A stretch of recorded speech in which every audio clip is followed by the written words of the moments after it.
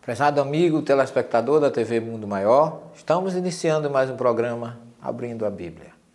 E agradecemos a Deus, a Jesus, aos irmãos maiores, aos nossos guias e protetores, irmãos da espiritualidade, amigos do bem que nos têm ajudado, que nos têm protegido, que nos têm inspirado e assistido nas nossas pesquisas para levar até você que confia, que tem dúvidas, a você que busca uma verdade que liberta, como nos orientou Jesus em João 8,32, para que agora nós possamos iniciar o nosso estudo, o nosso trabalho e com muita alegria, mais um programa Abrindo a Bíblia.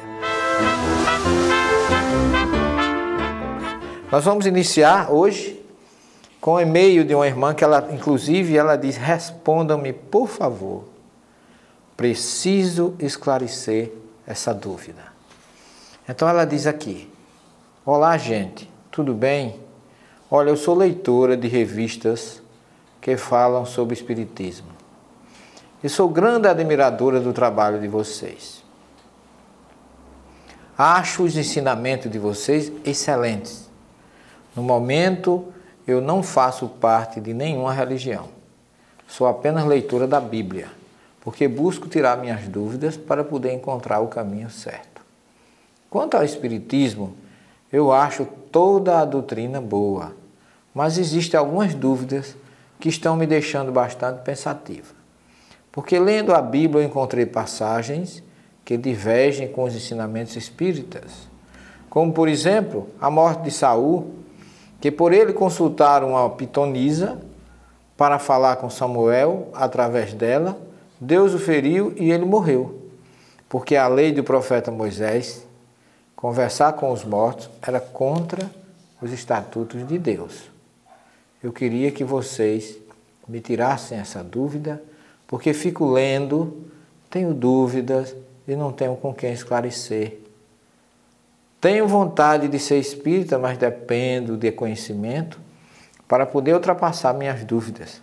Sempre espero respostas ansiosas. Um forte abraço.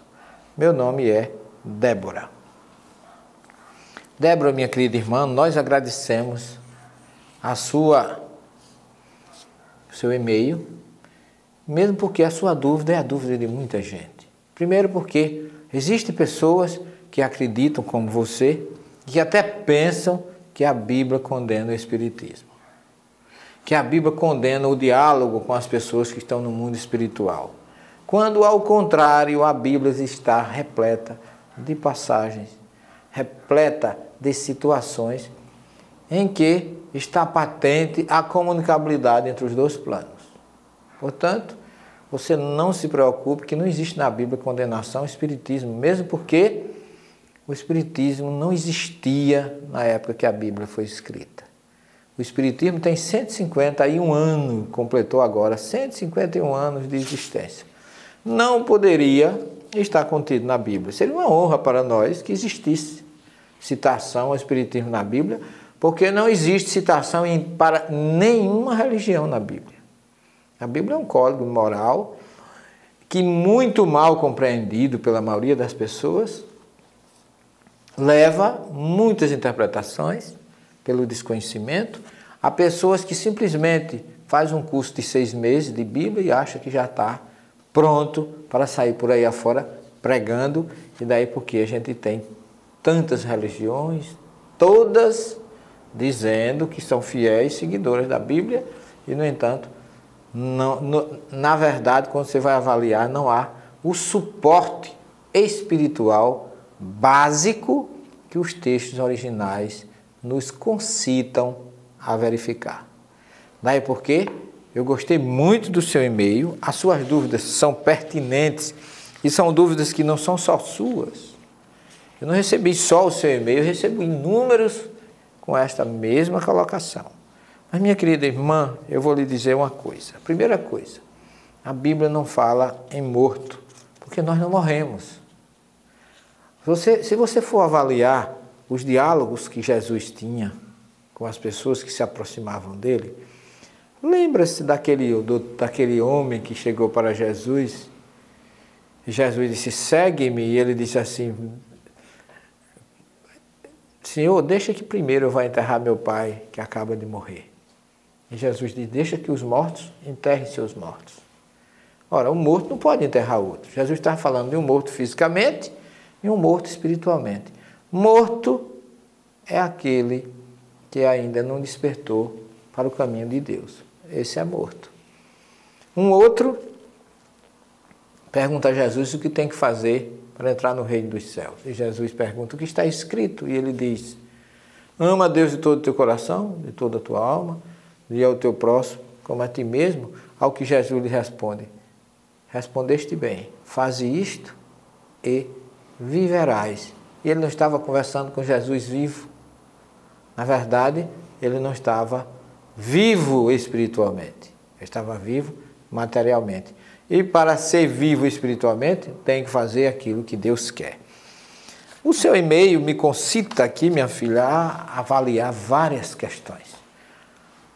Quando você cita aqui que Saul foi morto, por ter consultado uma pitonisa para falar com Samuel, isso você encontra, isso é uma citação que está no primeiro livro das Crônicas, capítulo 10, versículo 13 e 14. Mas esta aqui não é uma citação que tenha sido levantada por profeta, que tenha sido levantada pelo próprio Moisés, vamos falar disso ainda, que tenha sido levantada pelo próprio Deus. Está no livro das Crônicas 10, 13 e 14, e o livro das Crônicas é um livro que não se sabe quem é o seu autor. É uma coletânea de passagens do livro dos reis, do livro de Samuel, da história dos reis de Israel resumida. E aqui está a opinião do cronista, de quem escreveu. Não é uma opinião divina, não é uma opinião de Deus, não é uma mensagem divina, não é uma mensagem de Moisés, mas é uma opinião do próprio cronista. Mas você pode dizer assim, e não houve realmente a morte de Saul? Houve. Saul morreu, como todos nós morreremos, você também, eu, todos nós vamos morrer. O próprio Jesus morreu com 33 anos numa cruz, com 33 não, 38 ou 39, e morreu fisicamente. Mas ele morreu por quê? Será que foi porque consultou Moisés e Elias no Monte Tabor? Veja lá no capítulo 17 do Evangelho de Mateus, que ele se transfigurou e conversou com Moisés e Elias, que para muitos estavam mortos fisicamente e não espiritualmente, o que mostra que Jesus mostrou a possibilidade de diálogo entre os dois planos, assim como Saul mostrou ao conversar com a pitonisa de Endor e o rei e o profeta Samuel. Mas nós vamos voltar a esse assunto, vamos esclarecer ponto por ponto. Não é para lhe convencer, não. Você pode continuar a ter a religião que você quiser. Mas o que nós torcemos, o que nós desejamos é que você tenha atitudes. Você tenha gestos de amor, de compreensão, de perdão para aqueles que lhe cercam. Isso é que é importante. Não é a religião que você milita, mas que você continue buscando a sua verdade para que você seja melhor, para que você seja diferente.